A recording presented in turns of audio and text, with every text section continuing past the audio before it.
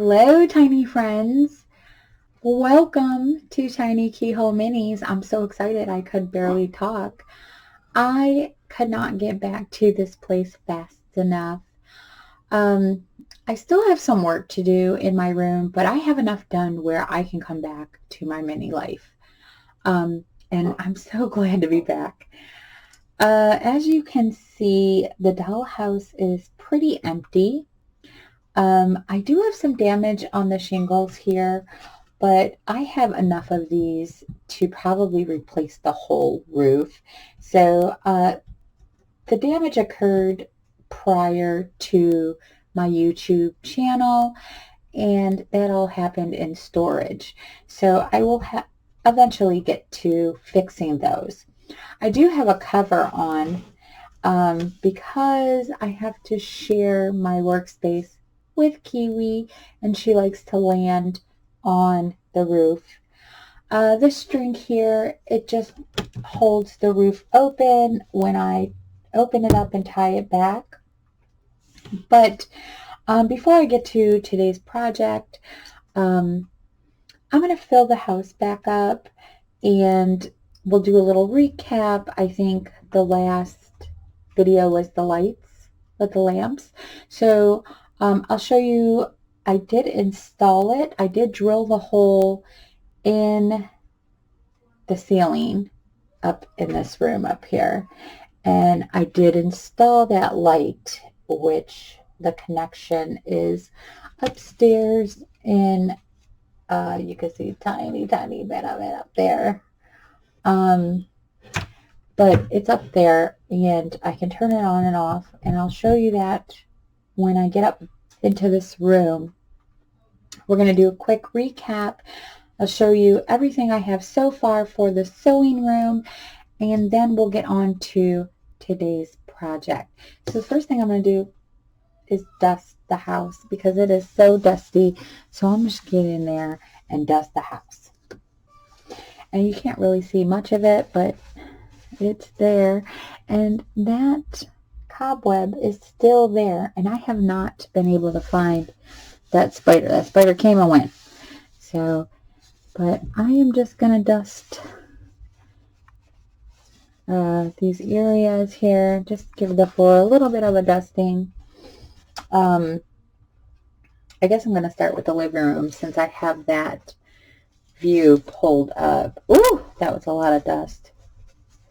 Ooh, the kitchen is dusty. So I am cleaning this out, and I'm trying not to have to do a voiceover. And tiny friends, oh my gosh, how can I forget? We have a baby. Baby Niles came. Yes, he did. He was born on August 10th, so you might hear him crying in the background. He's in the other room. So I'm going to get in here and just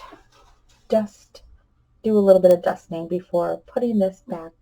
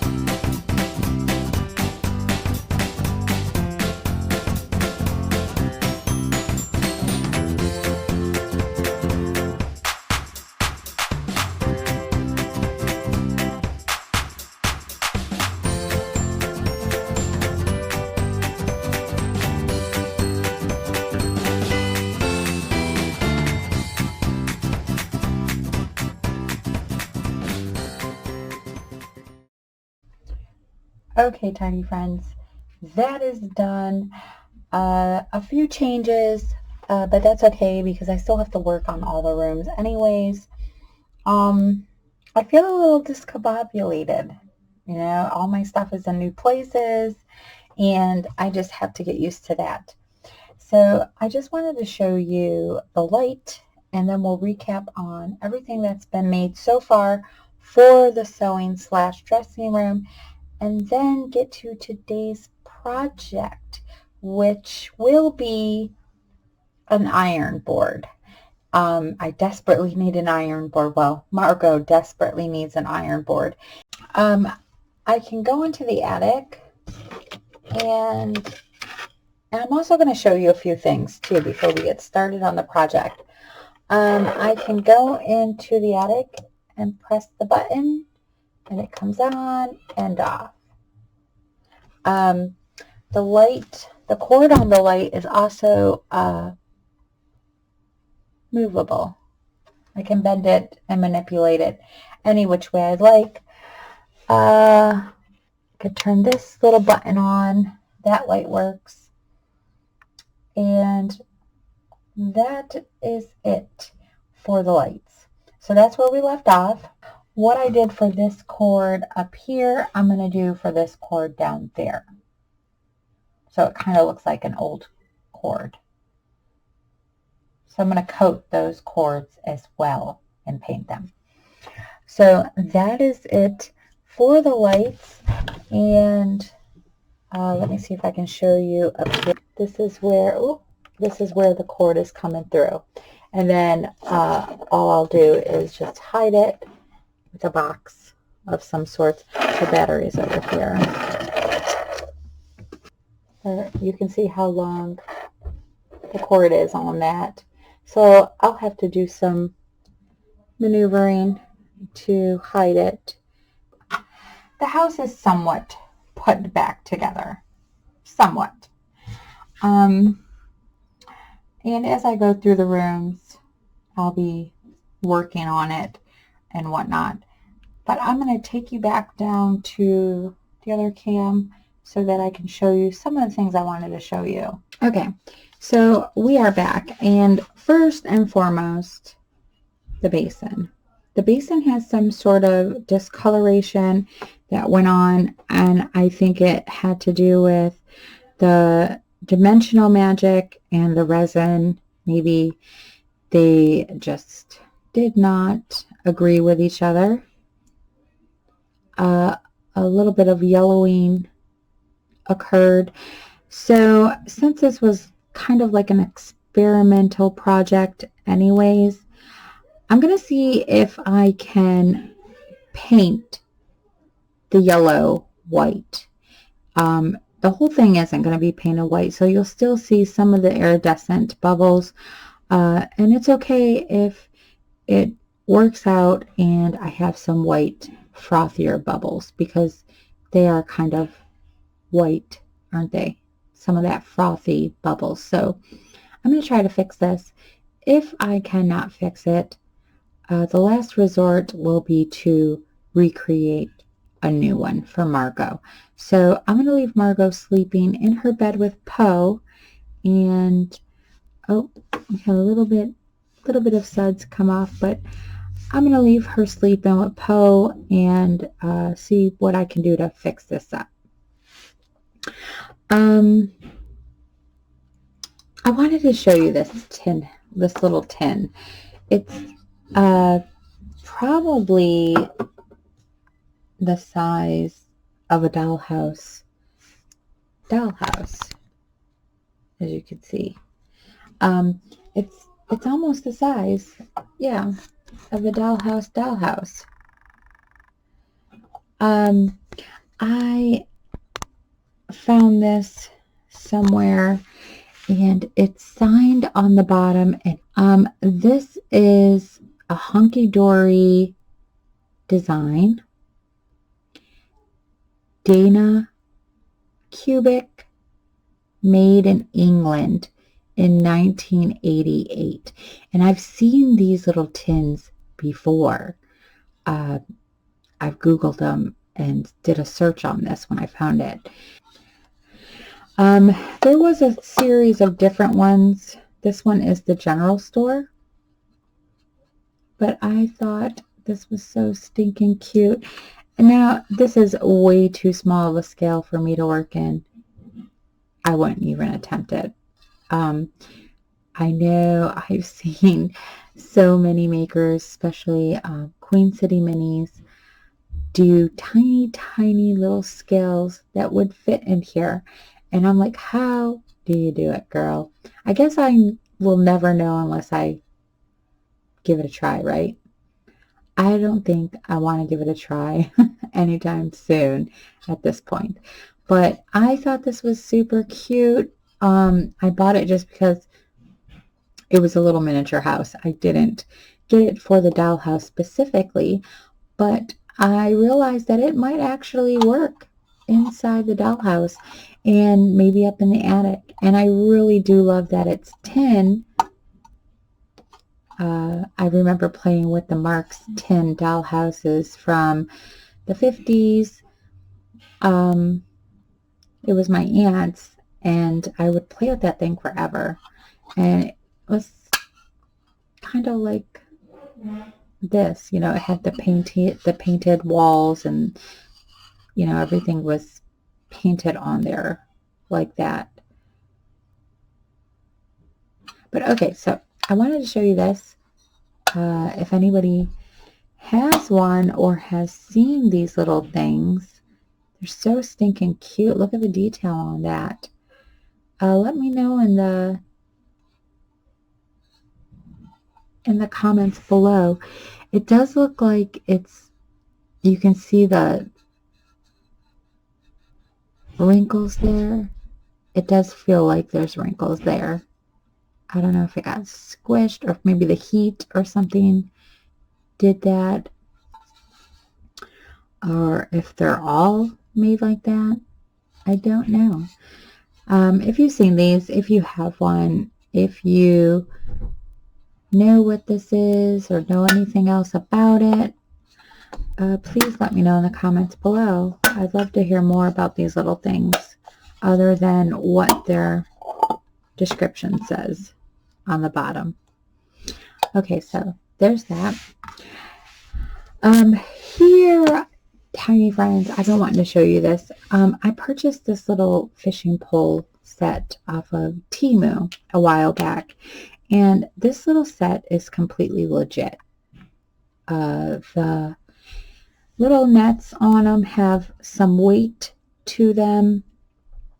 They're wood and metal, and then some sort of mesh or tulle or something for the netting. It'll come with two. They have green ones, blue ones, and there may be another color. I'm not sure. So I purchased these, and I am definitely gonna add some detail to this pole, but this pole is already really detailed. The hook comes off. It's got a real fishing line on it. You can crank the reel and it will unravel. The little hook will lower and it will ravel back up, and then you can just hook it on right here. My reel came apart and mine came unraveled, so it's having a hard time tightening, but it's tightening. I can feel it. Look at that. Okay, so it's nice and tight now. This is metal. I love it. It's completely legit. If you see them on Temu and you want one, definitely get it. It's only a few bucks. But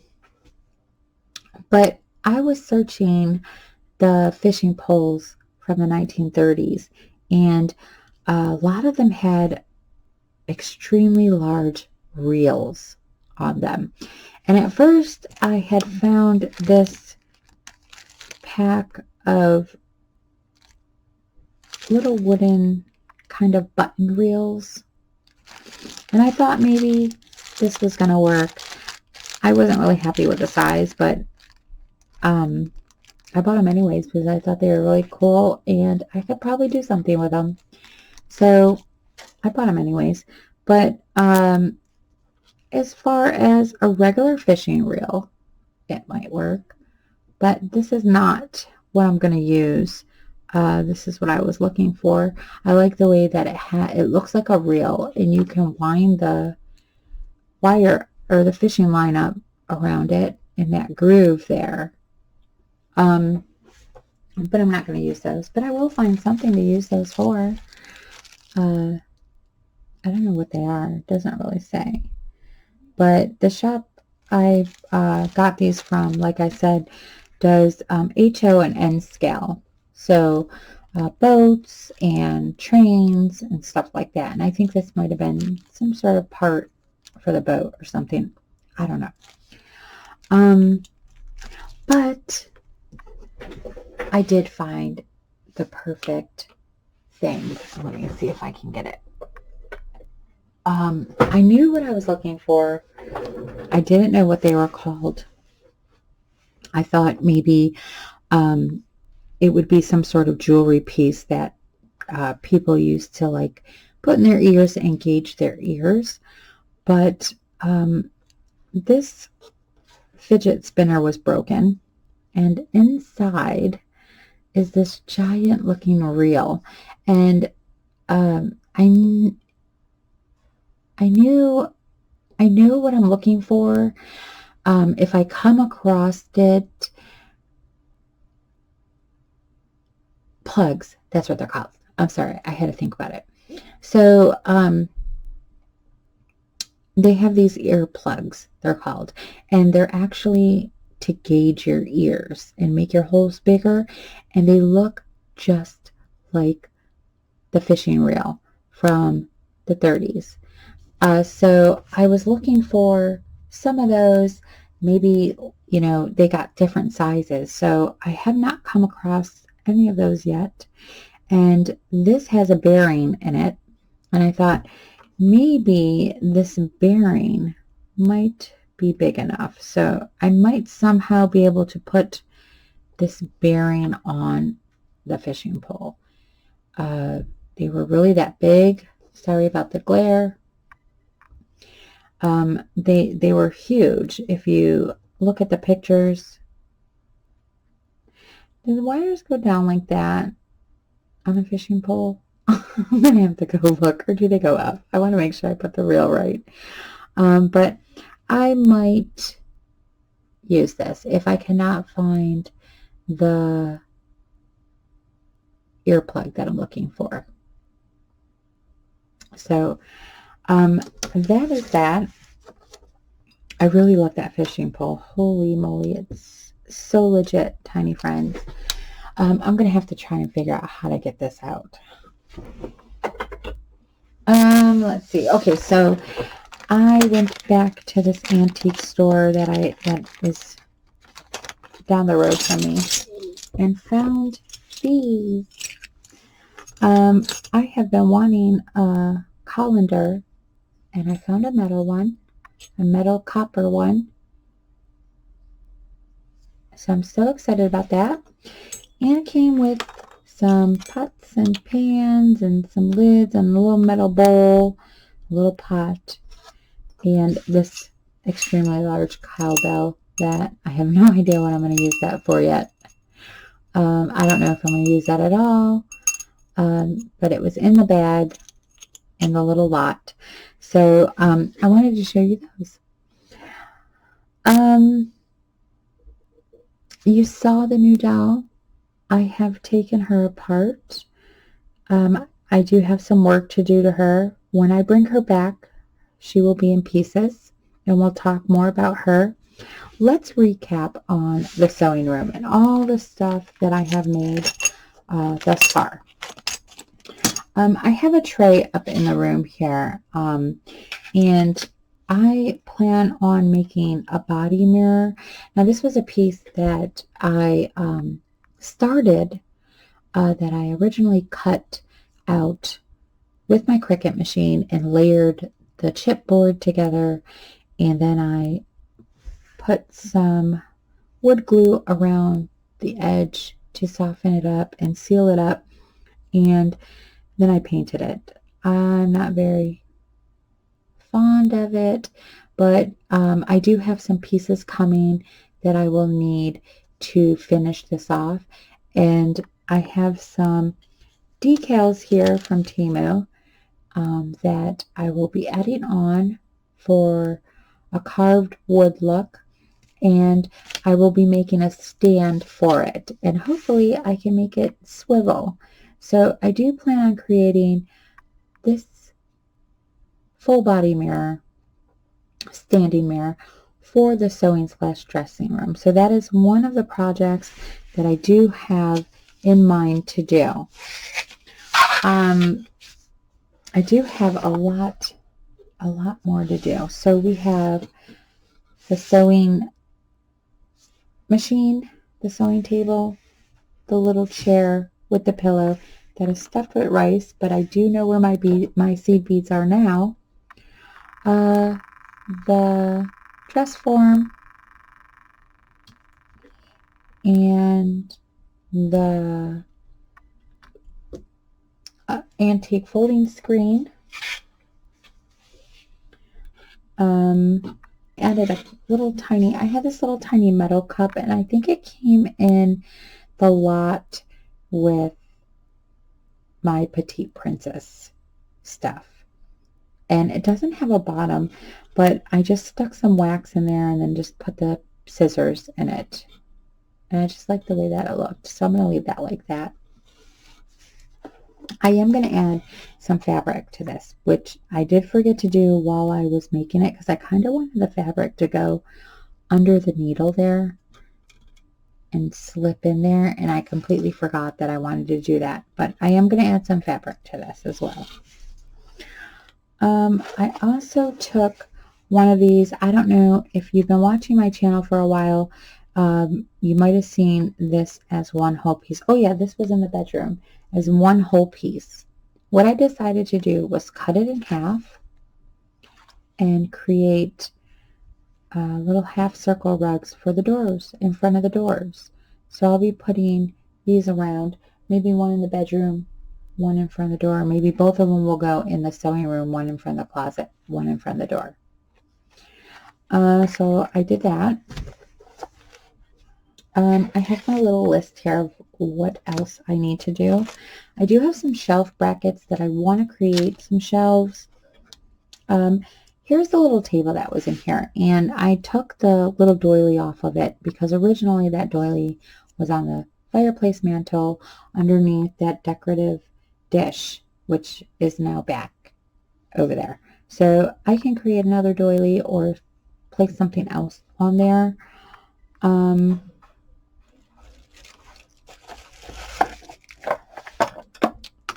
These are all the pieces and accessories, and here is the little tulip lamp.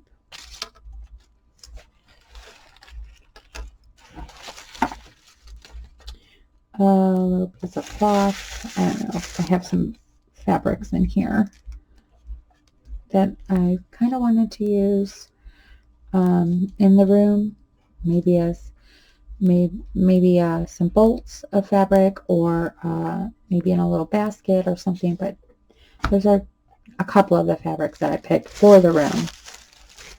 There is the hurricane lamp. I'm not really sure.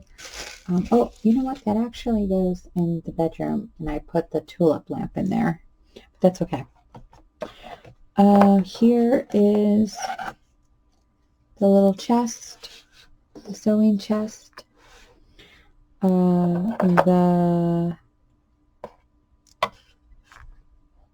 clothing rack.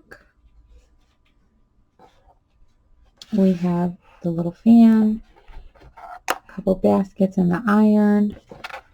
Here are the hangers for the sewing, or for the antique, for the clothing rack, I'm sorry. Here is the yardstick.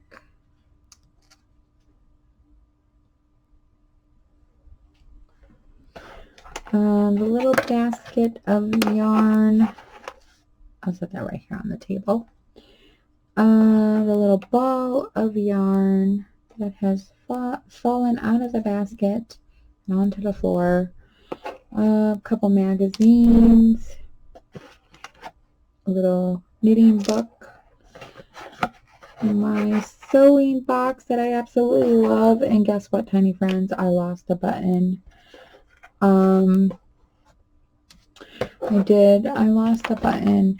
They come with 2 buttons, and I only have one left in there. I believe I lost the blue one, and I was on my hands and knees on the carpet when I moved everything out of the room, trying to find it. And I think it fell in one of my bags.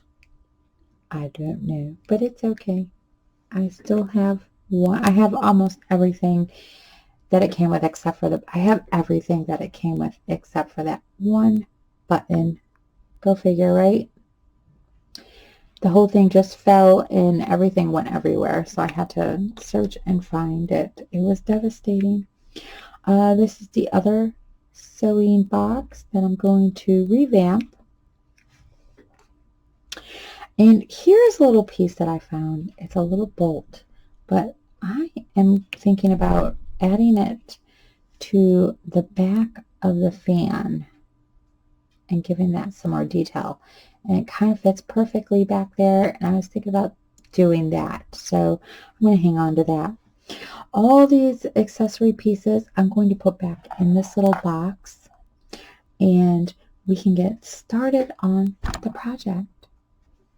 Hey tiny friends, don't worry, you did not miss the make of this miniature. This was actually the first one that I worked on, and I am not happy with it because the legs don't close properly. So after sleeping on it, I decided to come back and remake this. In the corner in the bottom, I'm going to pull up a picture of the photo that I am referencing, and this is how the legs are supposed to sit. The larger set is not long enough, and the shorter set should be sitting properly inside the larger set. So this is a photo that I am referencing, that I'm using to create this iron board. This is a 1930s real life size iron board. And I'm going to pull up another picture of what it really looks like in a second here. Other than that, this works pretty well. It's pretty sturdy. There's the other photo of what I am going for. I'm pretty happy with it, besides the fact that it's not closing properly. And I just cannot leave it like that. So I am going back to the drawing board. I'm going to take this piece of string and add a little drawstring right under the tip to try and hide some of my jacked up fabric job that I did, because I am not 100% on that yet, and even after the third one, I am not. I do end up making 3 in the end, and I will show you all 3. So I'm going to begin with pulling this apart and just reconstructing the whole base, but I'm going to try to salvage what I can. It is a challenge. This little project was definitely a challenge, and there was some brain work involved, which is not my favorite part, but sometimes that's the way it goes. So here I am trying to figure it out, and you can see Kiwi trying to help me, but she was bothering me the whole time. She would not let me work. This was my first day back at my miniature table, and Kiwi's first day really out to be free. She had been cooped up in her cage for days, so she bugged me the entire time, and it was so awkward and so horrifying, but I eventually got her back in her cage. So it took me about 3 days to construct 3 of these, and I have completed the first one, so I'm going to use this as a guide, and you can see here how it closes completely, and it kind of looks more like the photo. So I'm just going to use it as a guide and show you what I did and construct the other 2, and in the end you'll see all 3. I've already put the larger legs together. I used my Loctite super glue for the pins. I added the support bar on the bottom part of the legs and the bar that's actually going to be glued to the board. It measures about 4.5 inches long, and they move pretty good. They're nice and tight, and yet they still move great. So moving on to the smaller set of legs. Um, these sets of legs, or this pair of legs, measure about 3.25 inches long. And I just thought it would be a little bit easier to line them up with my grid to try and keep them even and nice and straight. I thought that it was much easier for me to construct the legs completely separately and then glue them onto the iron board. That was what was easier for me. As far as the iron board, I had these pieces cut out and they've been in my wood stash for years and years since my very first dollhouse. They were pieces that were cut out of pieces that were used for the house, and I thought they were perfect for this. They measure 5 inches long, and I'm going to go for it. So what I'm doing is measuring about 3.5 inches in. I'm making my marking points, tracing or sketching the rounded edge or the rounded end of the iron board, and I'm going to use my X-Acto knife to cut it out. This is that dry, brittle wood, but it cuts pretty easily. So now I'm going to just take my file and just shape them up a little bit more. File them down just a little bit. Now, even though they're going to be covered with batting and fabric, I still want to kind of shape them a little bit so they're not so pointy and square and they're nice and smooth underneath that fabric, just to give it a better overall look and finished look underneath that fabric. I've already completed one set, and what I'm doing now is what I've done is set the smaller set of legs inside the larger set, and now I'm working on that middle support bar where they're actually going to be hinged together. So setting the smaller set inside the larger set made it pretty simple to where I can mark them and begin to drill my hole and add the nails or the pins. So I've placed the middle support bar where the pins are going to go, and now I'm just marking on the sides where I'm going to drill those holes. I'm going to take some clips and just clip the two pieces together so they don't move on me, and I'm actually just going to drill the hole through both of them this way.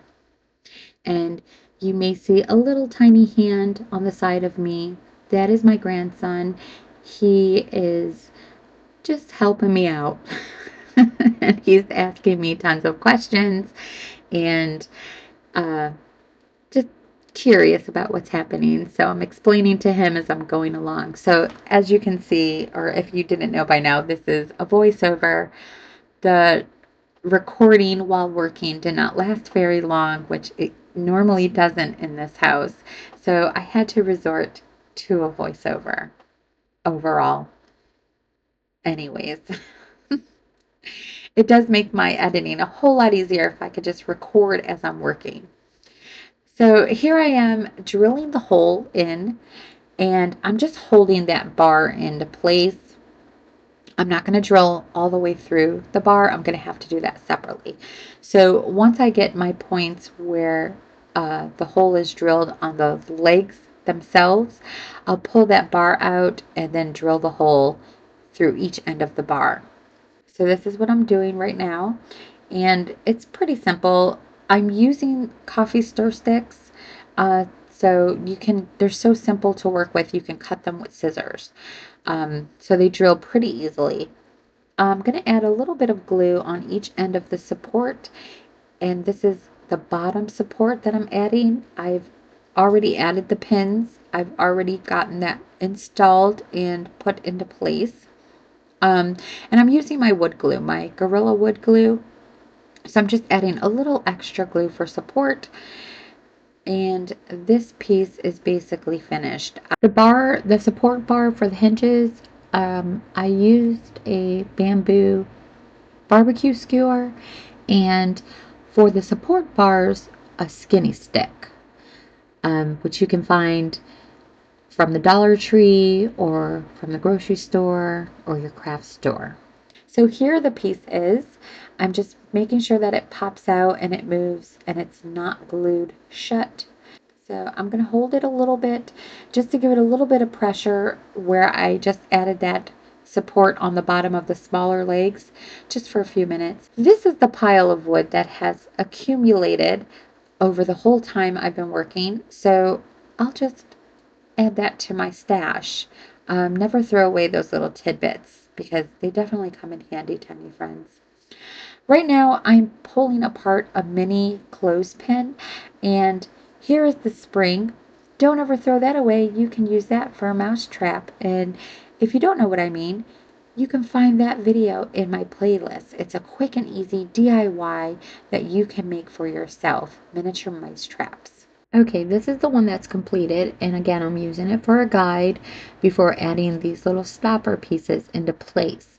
And I'm just you can see I've used the miniature clothing pin to put that into place. And here is a picture of the real iron board, and that piece is almost an exact match.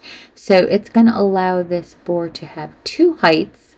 It was the perfect little find, and I thought it would just be an excellent fit for this little miniature iron board.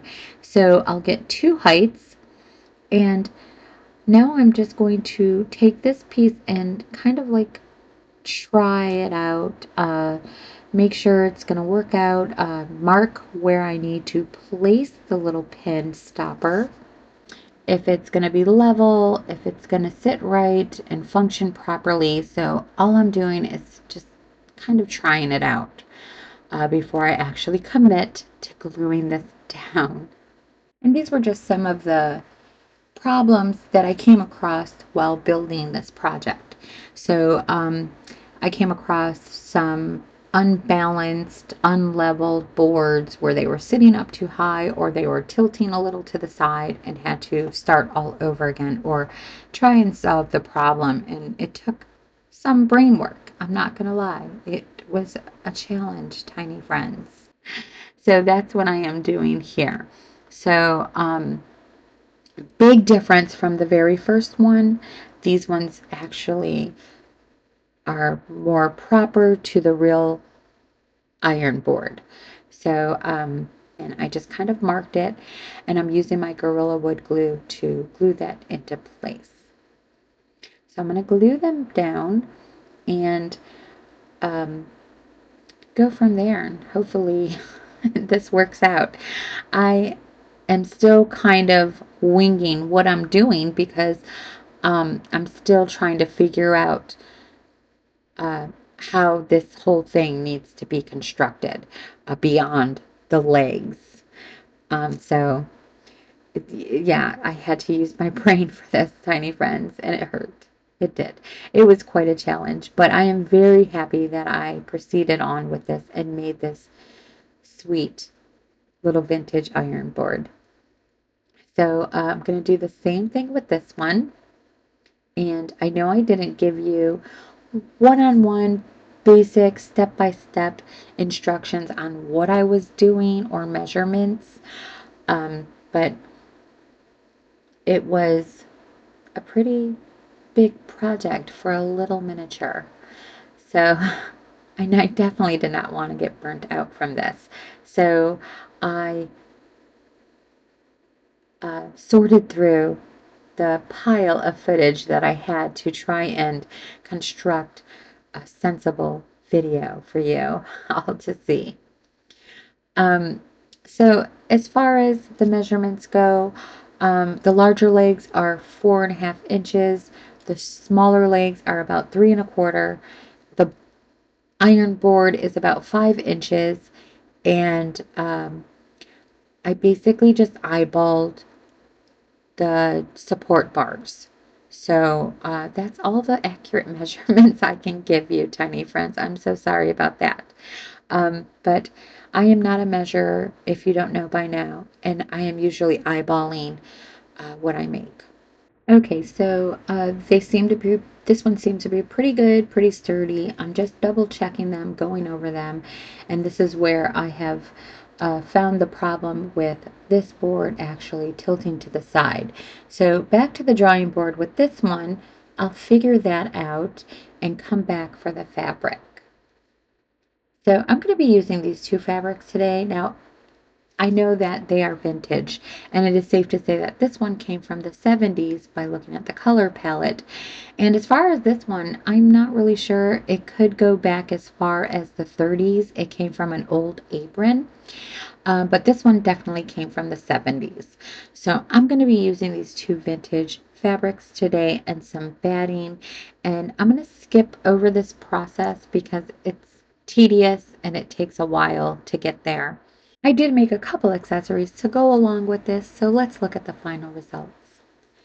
This miniature vision has been inspired by Little Gretchen's workshop and her vintage iron board.